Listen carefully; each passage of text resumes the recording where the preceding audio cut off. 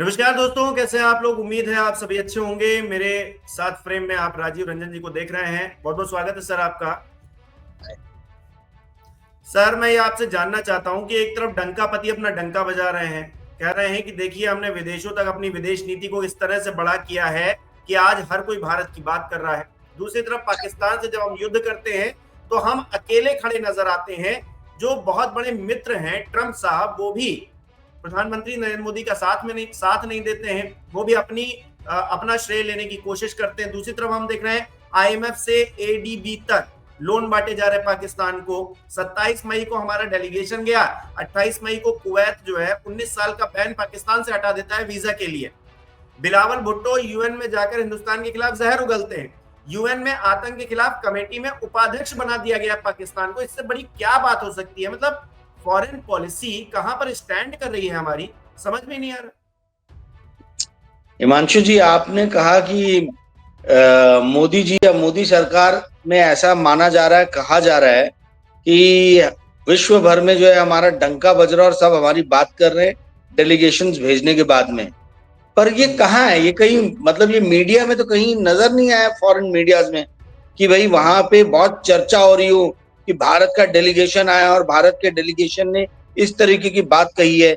मेरे जितने भी दोस्त हैं जो रॉयटर्स, ब्लूमबर्ग, है ना, न्यूयॉर्क टाइम्स, यहाँ वहाँ काम करते हैं, जो संपर्क में है, उनमें से उनसे मेरी बात अक्सर होती रहती है और उसमें से किसी ने भी ये नहीं मुझे बताया कि भारत का डेलीगेशन आया तो यहाँ के मीडिया में जो है उसकी बहुत गहन चर्चा और ये पेज नंबर 1 पे जो है वो 2-4 दिन से खबर छप रही हो। ऐसा नहीं है।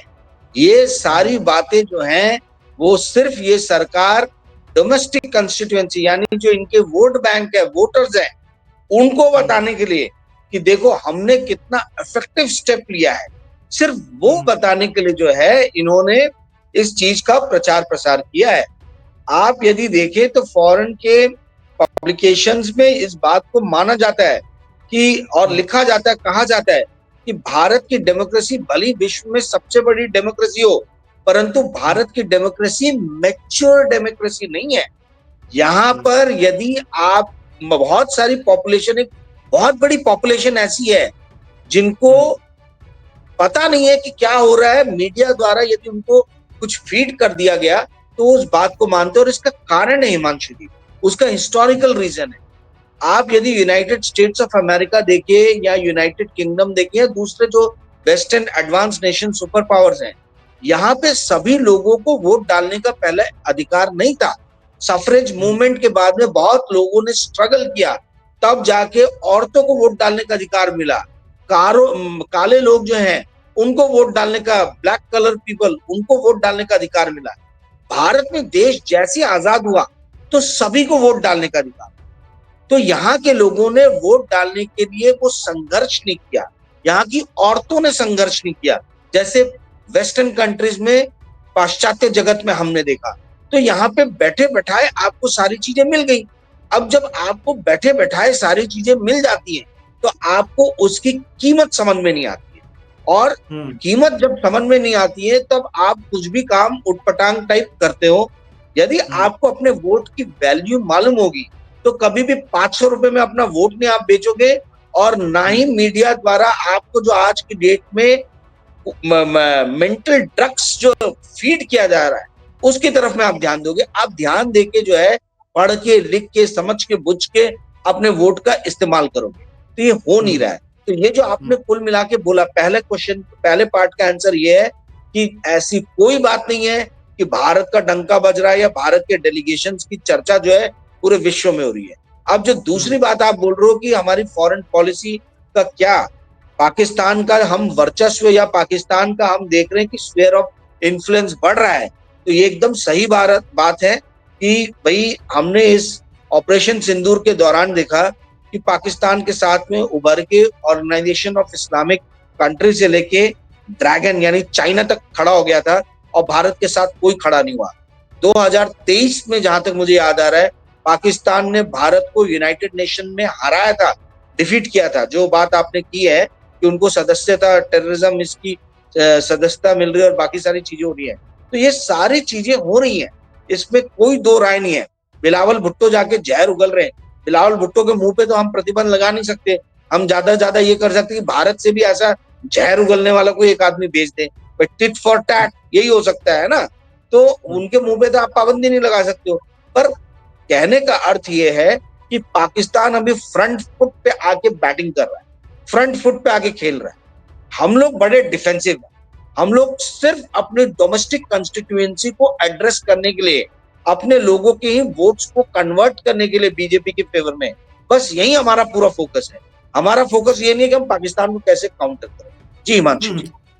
राजीव जी, ठीक है, आप तारीफें लीजिए, आप अपना श्रेय लीजिए, आप सब कुछ करिए, लेकिन आप डंका बजा के तो दिखाइए। हमारा जो सवाल है वो यही है कि आप कर कुछ नहीं पा रहे हैं लेकिन बोल बहुत कुछ रहे हैं। क्या आप सेना का अपमान नहीं कर रहे हैं जब पाकिस्तान को आईएमएफ से या फिर एडीबी से लोन मिल जा रहा है?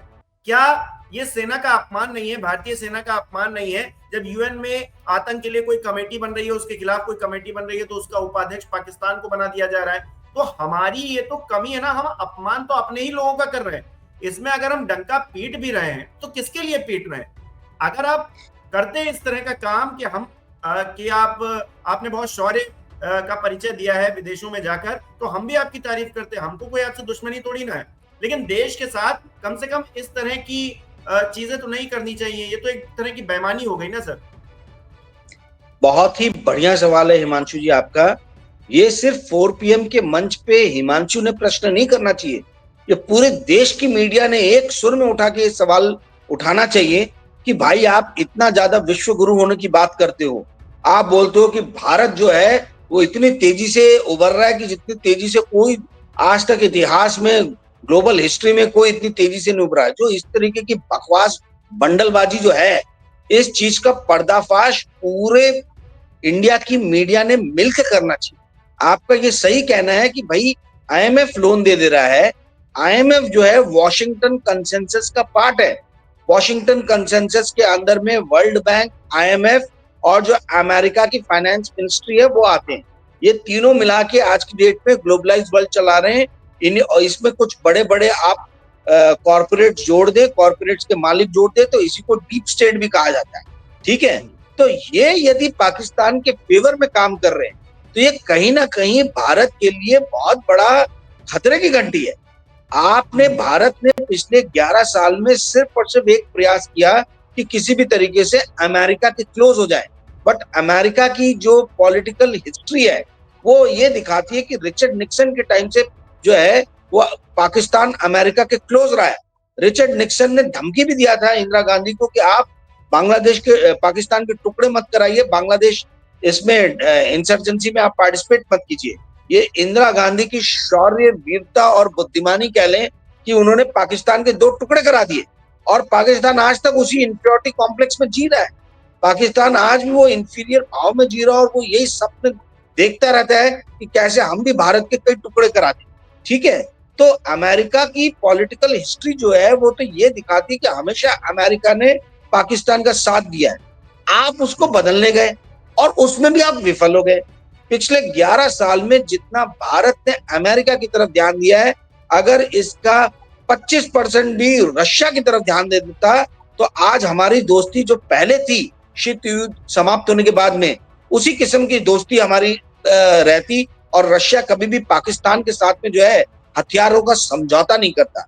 जो इतने बड़े हथियारों का समझौता किया है वो शायद समझौता नहीं होता। तो आप ये रहे कि भैया दुबे जी जो है वो चौबे जी छब्बे बनने चले और दुबे बन के आगे, वही वाली हिसाब किताब यहाँ हो रही है कि आप ज्यादा ओवर्स पार्टनर्स में जो है वो गए ना, आप घर के रहे ना घाट के रहे। आप 2 नाव में पैर रख के सवारी नहीं कर सकते हैं। आप अमेरिका को भी साथ लेके चले और चाइना रशिया के भी इसको साथ में लेके चले, ऐसा चलेगा नहीं।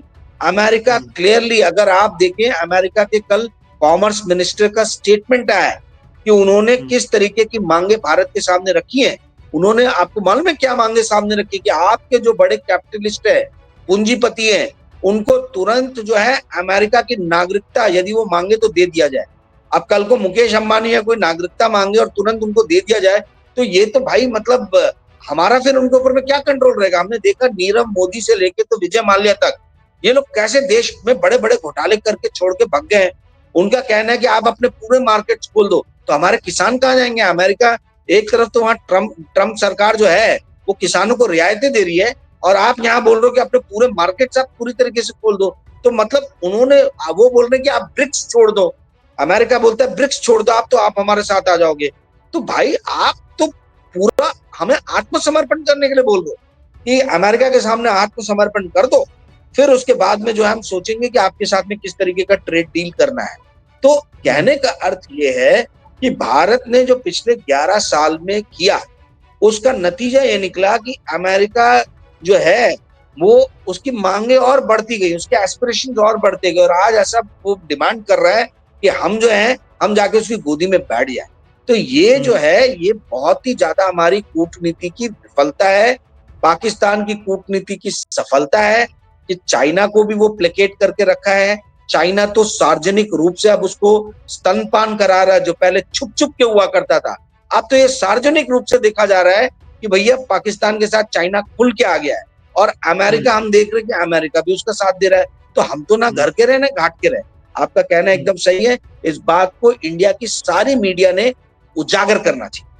जी हिमांशु। अच्छा, आपने अभी आत्मसमर्पण का जिक्र किया तो मुझे राहुल गांधी का वो बयान याद आ गया जिसमें वो कह रहे थे कि नरेंद्र सरेंडर, इस बात को लेकर सियासत हो रही है, इस बात को लेकर भारतीय जनता पार्टी के नेता इतने एग्रेसिव हो गए हैं। वो कह रहे हैं कि आपने तो देश का अपमान कर दिया, आपने तो सेना का अपमान कर दिया।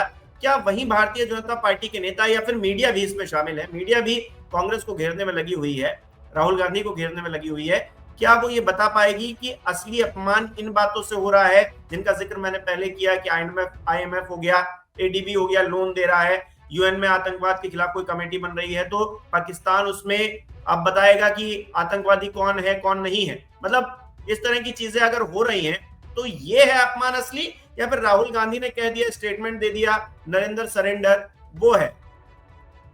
देखिए, ये 11 साल से एक शिगुफा छोड़ा गया है कि नरेंद्र मोदी ही भारत है, ठीक है? तो ऐसे तो फिर जवाहरलाल नेहरू भी भारत ही होने चाहिए थे। अगर भाजपा के लीडर जवाहरलाल नेहरू या इंदिरा गांधी की बुराई करते तो भारत का अपमान उसे माना जाना चाहिए था। भाई आपके टाइम में आपके नेता के ऊपर कटाक्ष किया जाए या टिप्पणी की जाए तो आप बोलते हो कि भारत का जो है अपमान हो रहा है। तो आप क्या कर, आप भारत के जो पूर्व प्रधानमंत्री थे मनमोहन सिंह, उनको आप उनके समय में चिढ़ाया करते थे ओबामा ओबामा करके, तो आप भारत का अपमान नहीं कर रहे थे। इनको अपने जो है ना, जिसके वो कहावत है ना कि जिनके खुद के घर शीशे के होते हैं वो दूसरों पे पत्थर नहीं फेंका करते हैं, वही जो है इनके ऊपर चरितार्थ होता है। भाई आप इतने 100 चूहे मार के बिल्ली चली हज को, है वही वाली स्थिति हो रखी है कि आपने तमाम तरीके से भारत के सारे पूर्व प्रधानमंत्रियों का अपमान किया, और तब आपने नहीं सोचा कि भैया भारत का अपमान हो रहा है। आपके टाइम में भारत का अपमान होने लगा। भाई क्यों नहीं बोलेंगे राहुल गांधी नरेंद्र सरेंडर? आप मुझे बताइए, आज तक इस देश की जनता को नरेंद्र मोदी ने ये नहीं बताया कि यदि हम युद्ध जीत रहे थे, हमारी सेना जो है उन्होंने निस्त नाबूद कर दिए थे काफी सारे इनके हवाई पट्टे, तो फिर क्यों हमने अनकंडीशनल सीज फायर किया? इंडियन एयरफोर्स ने नौशेरा जैसा एयरबेस जो पाकिस्तान के एकदम बीचों बीच में है, वहां जाके उस एयरबेस को कंप्लीटली डिमोलिश कर दिया था। ऐसे 11 एयरबेसेस को हमने डिमोलिश किए। तो आपकी क्या ऐसी मजबूरी थी कि आपने अनकंडीशनल सीज फायर किया? आपने दाऊद इब्राहिम की वापसी क्यों नहीं मांगी? आपने पूरे उसके खानदान की वापसी क्यों नहीं मांगी? आपने उन आतंकवादियों को क्यों नहीं मांगा जिन्होंने भारत के अंदर में इस तरीके की दुर्दांत जो है वो हत्याएं की हैं? आपने क्यों नहीं जो है जैश ए मोहम्मद और लश्कर तैयबा के जो मेन करता धरता लोग हैं उनको मांगा कि आप इनको हमारे हवाले कीजिए? आपने बिना सोचे समझे जो है वो सीज फायर कर दिया। तो इसका तो सिग्नल यही गया कि आपकी जरूर कुछ ना कुछ मजबूरियां रही होंगी, और जब इंसान की मजबूरियां रहती है तभी वो सरेंडर करता है।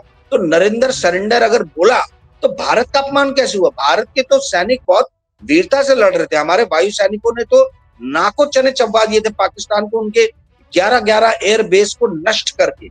आपने भारत के वायु सैनिकों का अपमान किया है। नरेंद्र मोदी सरकार ने भारत की सेना का अपमान किया है। कि जो युद्ध को भारत की सेना जीत रही थी, उस युद्ध में आपने सीज फायर ला दिया बिना इस देश की जनता को बताए हुए। जब आप युद्ध करने गए, युद्ध तो नहीं कहना चाहिए, कॉन्फ्लिक्ट में जब एंटर किए, तब तो आपने पूरे देश को कॉन्फिडेंस में लिया, पर जब आप बाहर निकल रहे थे तब आपने क्यों नहीं लिया? आपने देश की जनता को अभिमन्यु बना दिया, चक्रव्यूह के अंदर घुसा दो और उसके बाद में बाहर निकलने की कोई स्ट्रैटेजी नहीं है, आप कॉन्फिडेंस में भी नहीं ले रहे हो। तो ये भारत की जनता का, भारत की सेना का अपमान कौन कर रहा है? कांग्रेस कर रही है कि ये भारतीय जनता पार्टी की सरकार कर रही है? ये मीडिया ने पूछना चाहिए सवाल। दुख की बात यह है कि इस देश की जो मीडिया है वो आपके जैसे जो हिमांशु जी प्रभावशाली सवाल है, पंचिंग सवाल है, ये तभी करते हैं जब कांग्रेस सत्ता में आती है। जब भारतीय जनता पार्टी सत्ता में आती है तो अरुण पुरी जी को पूछना चाहिए कि आपका इतना बड़ा जो मीडिया का साम्राज्य है, क्या इसमें एक ढंग का पत्रकार नहीं है जो इस तरीके के सवाल कर सके जो हिमांशु जी अभी कर रहे हैं 4 PM के प्लेटफॉर्म पे? या टाइम्स ऑफ इंडिया ग्रुप से पूछना चाहिए कि आपका इतना बड़ा मीडिया का साम्राज्य है, समीर जैन और विनीत जैन जी, आपके पास में कोई एक ढंग का पत्रकार नहीं है जो इस तरीके के आंखों में आंखें डाल के रक्षा मंत्री से सवाल पूछ सके कि आपने बिना कॉन्फिडेंस में लिए हुए कैसे सीज फायर किया? गृह मंत्री से आंखों में आंखें डाल के सवाल पूछ सके कि 200 किलोमीटर भारत के अंदर घुस के कैसे हमारे 26 लोगों की शहादत लेके चले गए या आतंकवादी, कैसे ये दुर्दांत जो है हत्याएं की उन्होंने? कहां गए ये सारे पत्रकार?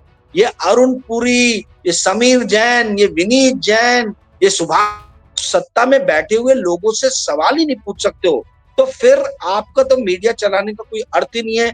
आप गवर्नमेंट के पार्ट हो, आप उनकी प्रोपेगेंडा मशीन का हिस्सा हो। जी हिमांशु। नहीं, मीडिया का तो जो हाल हुआ है आप भी अच्छे से जानते हैं, हम भी जानते हैं और हमारे दर्शक भी बहुत अच्छे से जानते हैं कि वो अब किसी काम की रह नहीं गई है। मतलब एक होता है ना कि बूढ़ा हो जाता है कोई व्यक्ति तो किसी काम का नहीं रहता है, उसे बस आप जो है किसी तरीके से फीड करवाते रहते हो, बस यही काम रह गया है। भारतीय जनता पार्टी भी यही चाहती है, प्रधानमंत्री भी यही चाहते हैं कि हमारा गुणगान होता रहे। और अब क्योंकि इलेक्शन मोड में कुछ ही महीनों बाद हम आ जाएंगे तो ये सारी बातें भुला दी जाएंगी। आज तो एक बड़ा ट्वीट किया गया प्रधानमंत्री की तरफ से, क्योंकि पर्यावरण दिवस था, तो एक पेड़ लगाया है उन्होंने प्रधानमंत्री आवास में, और वो पेड़ है सिंदूर का। मतलब हर जगह वो अपनी बातें ही कर रहे हैं और पेड़ भी लगाया है सिंदूर का। अब बताइए इस पर क्या कीजिएगा जब इस तरह से अपनी छवि चमकाने की कोशिश की जा रही है। सिंदूर का पेड़ लगाकर वो ये ठीक है, आपने सिंदूर का पेड़ लगाया, बहुत अच्छी बात थी, आप सिर्फ पेड़ का जिक्र कर देते, पौधे का जिक्र कर देते, लेकिन आपको जिक्र करना था सिंदूर का। देखिए क्या है, अब इसी का जवाब जो है हमारे जैसे क्रिटिक लोग देंगे या अपोजिशन पार्टी के लीडर्स देंगे, तो भारतीय जनता पार्टी के लीडर जो है मीडिया चैनलों पे आके जो है गाली गलौज करना चालू कर देंगे और बोलेंगे बिलो द बेल्ट जो है आक्रमण है। भाई आप इस तरीके की हरकतें कर ही क्यों रहे हो? आप अपनी तो हरकतों को देखो ना, ध्यान में दो। आपने अपने घर के सिंदूर की मान नहीं रखी, आप क्या दुनिया भर में सिंदूर बांट रहे हो? इस देश की औरतों ने तो यही पलट के बोला ना, तभी तो आपने सिंदूर का जो चलाया था कि हम 9 जून से लेके क्या 1 महीने तक जो है हर घर घर सिंदूर पहुंचाएंगे, आपने क्यों वो वापस लिया? और बाद में आपने बोला कि ये तो भाई ये फॉल्स न्यूज था। आप ऐसे काम क्यों खुद शुरू करते हो जिसमें आप खुद ही बाद में फंस के एम्बैरस होते हो? ये इमैच्योरिटी नजर आती है। ये इनकी जो है ना, आप समझिए मानसिक रूप से ये इतने दिवालिया हैं कि इनके पास में नए आइडियाज तक नहीं है, इनके पास में ढंग के लोग भी नहीं है। ये चाहते हैं पूरा का पूरा पब्लिसिटी लेना, पर जो एक मीडिया स्ट्रैटेजी बनाई जाती है वो मीडिया स्ट्रैटेजी भी बनाने वाला इनके पास में कोई नहीं है। इन्होंने सोचा है कि सिर्फ मीडिया के मालिकों को हमने खरीद लिया तो हम कुछ भी उठपटांग करेंगे, वो लोग इसको बिना एक भी सवाल पूछे हुए चला देंगे। भाई मीडिया नहीं सवाल पूछेगा, जनता तो पूछेगी। इस देश की औरतें सबकी सब खड़ी हो गई, इन देश की औरतों ने बोलना चालू कर दिया, हमारे घर में आओ तो चप्पल ही चप्पल मार के भगाएंगे। तो उसके बाद में घबरा गए, डर गए, इन्होंने बोला कि नहीं नहीं नहीं हम तो ऐसा कुछ कर ही नहीं रहे, तो सब पता नहीं किसने, ये तो भारत की मीडिया ने फैलाया। अच्छा मजेदार हिमांशु जी क्या बात है कि अगर भारतीय जनता पार्टी या मोदी सरकार के ऊपर में किसी भी तरीके की आपत्ति आती है तो ये उसी चाटुकार मीडिया को, उसी जो है चरण चुंबन करने वाली मीडिया को जो है ट्रक के नीचे डाल देते। ठीक है, मतलब कुछ भी गलती होगी तो बोलेंगे अरे वो तो मीडिया की गलती है। ये अरे भाई ये मीडिया को तो आप ही पाल पोस रहे हो, और जैसे आपके ऊपर में कुछ आता है तो आप उसको डाल देते हो। ये क्या अरुण पुरी के समझ में नहीं आ रहा है क्या? ये इतने बेवकूफ है क्या?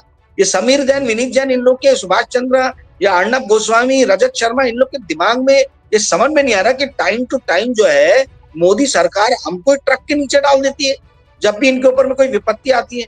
ये सिंदूर ऑपरेशन पे जब जनता ने, औरतों ने खुल के विरोध किया तो इन्होंने कहना चालू कर दिया कि नहीं नहीं नहीं, ये तो मीडिया का बनाया हुआ जो है, ये एक स्वप्न था, इन्होंने बुना। अरे भाई, जब आप अपने ही लोगों के नहीं हो रहे, वो मीडिया जो पिछले 11 साल से आपके चरण चुम्बन कर रही है, उसी के आप नहीं हो रहे, उसी को बार बार उठा के जो है जनता के सामने परोस दे रहे हो कि इनको जितने ठूसे ठूसे मारना है मारो, हम तो पीछे हटे। तो भाई ये फिर सरकार किसकी होगी? ये पार्टी किसकी होगी जो अपने ही लोगों को प्रोटेक्ट नहीं कर रही, उल्टा अपने लोगों को टाइम टू टाइम खुद को बचाने के लिए उनको स्ट्रीम रोल के नीचे डाल देती है। तो आपने जो सवाल उठाया कि ये अपनी इमेज को चमकाने का काम करें, इनका वही काम है। देश चलाना तो इनका काम ही नहीं है। अगर देश चलाते तो इस देश में इतनी आर्थिक असमानता बढ़ती नहीं, इस देश के अंदर में बेरोजगारी इतनी बढ़ती नहीं, इस देश के अंदर में एक super elite class Ambani Adani का जन्म लेता नहीं, इस देश के अंदर में जो है मिडिल क्लास महंगाई की बोझ से मरता नहीं, इस देश के अंदर में जो है एजुकेशन चार्जेस जो है स्काई रॉकेट होते नहीं, आसमान छूते नहीं, इस देश के अंदर में घर के अंदर में कोई बीमार होने के बाद में वो पूरा का पूरा घर दिवालिया कंगाल हो जाए उसके इलाज कराने में, ऐसी स्थिति आती नहीं। तो भाई अगर आप गवर्नेंस पे ध्यान देते तो ये देश बड़ा ही खुश रहता। और जो इंडियन ड्रीम की आप जो बात करते थे कि हम, ये एक नया भारत है, ये न्यू इंडियन ड्रीम है, इस ड्रीम के अंदर में भारत जो है ये विकसित राष्ट्र में शामिल होगा, तो शायद हम उस तरफ शामिल होते यदि आप गवर्नेंस की तरफ ध्यान देते। तो आज तो स्थिति ये हो गई है कि भैया बांग्लादेश, श्रीलंका और पाकिस्तान से हमको इक्वेट किया जाता है। भले हमारा विदेशी मुद्रा भंडार बहुत ज्यादा है, बहुत सारे लोग कमेंट में लिखेंगे विदेशी मुद्रा भंडार इतना ज्यादा है, पर आप लोगों को क्या पता है कि जो इंडिया की एक्सटर्नल कमर्शियल लायबिलिटी है उसको ढकने का सिर्फ 90% जो है वही हमारा ये है फॉरेन एक्सचेंज रिजर्व। यानी कल को अगर सरकारी मतलब जो फॉरेन की कंपनीज और फॉरेन गवर्नमेंट्स और फॉरेन इन्वेस्टर्स यदि अपना हाथ पीछे खींच लें तो हमको जो है ये पेट्रोल और क्रूड खरीदना भी मुश्किल हो जाएगा। तो क्या है, चीजों को पूरा एक बड़े उसमें देखना चाहिए, दायरे में देखना चाहिए। और बड़ा दायरा आज की डेट में ये बता रहा है कि ये सरकार जो है ये गवर्नेंस पे बिल्कुल भी ध्यान नहीं दे रही है। इस सरकार का एक ही जो है वो एम है, वो है किस तरीके से हम सत्ता में बने रहे, ये इन प्रकार है। जी हिमांशु। बिल्कुल बिल्कुल बिल्कुल, मुझे भी यही नजर आता है कि सत्ता में बने रहना है, उस कुर्सी पर बैठे रहना है, यही मकसद है। और इसके लिए सही बोलना पड़े, झूठ बोलना पड़े, गलत को सही साबित करना पड़े, सही को गलत साबित करना पड़े, जो करना पड़े वो किया जा रहा है। और मीडिया इसमें बढ़ चढ़ कर पार्टिसिपेट कर रहा है। लेकिन 4PM जैसे मंच है, राजीव रंजन जी जैसे लोग हैं जो लगातार इस बारे में बात कर रहे हैं और आप तक वो खबरें पहुंचा रहे हैं जो असल में आपको जानने की जरूरत है। हमें कमेंट करके बताइए दोस्तों कि ये जो बड़ाई छोकी जा रही है, ये जो डंकापति डंका बजाते घूम रहे हैं कि विदेशों में हमारी देखिए कितनी पहुंच हो गई है, कितनी पूछ हो गई है, उस पर क्या पानी नहीं फिर गया है? बताइए कमेंट करके।